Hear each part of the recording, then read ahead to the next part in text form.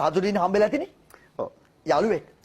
ඒකට සෙල්ලම් කරලා තියෙනවා. ඒකට සෙල්ලම් කරලා. තාජුඩීන්ගේ මේ මල්ලිලා අතර තුන ආරවුල මොකද්ද? කිසිම ආරවුලක් නැහැ. එහෙනම් තාජුඩීන්ගේ අනතුර මුලින්ම රියානතුරක් විදියට නාරායන්පිට පොලිසිය දැන් ඔබ අහනෝනේ සමහර වසන්ත දන්නේ කොහොමද?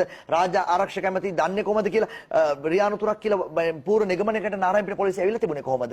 ඒ පිළිබඳව සම්බන්ධිත නාරායන්පිට පොලිසියෙන් අහන්න ඕනේ. මොකද අපි තාජුඩීන් අතර කිසිම හිවිලසක් නැහැ. ඒ කියන්නේ ඕගොල්ලන්ගේ ආණ්ඩුවේ තාජුඩීන්ගේ අනතුර රියානතුරක් කියලා වහපු ෆයිල් එක 2015 යහපාලන ආණ්ඩුව නැවත මේ ගොඩ ගන්නවා.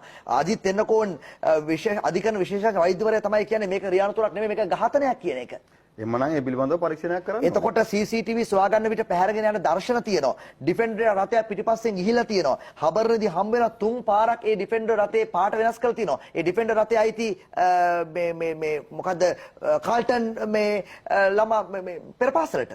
ඒ කොට අතුරුදහන් වෙන්න හේතු දෙකක් කියනවා. එකක් තමයි ඕගොල්ලන්ගේ පවුල ගැන ලියපු පොත පවුල් ගස.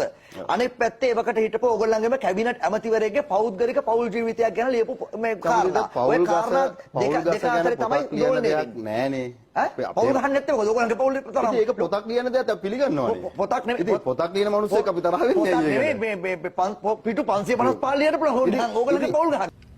No, God! No!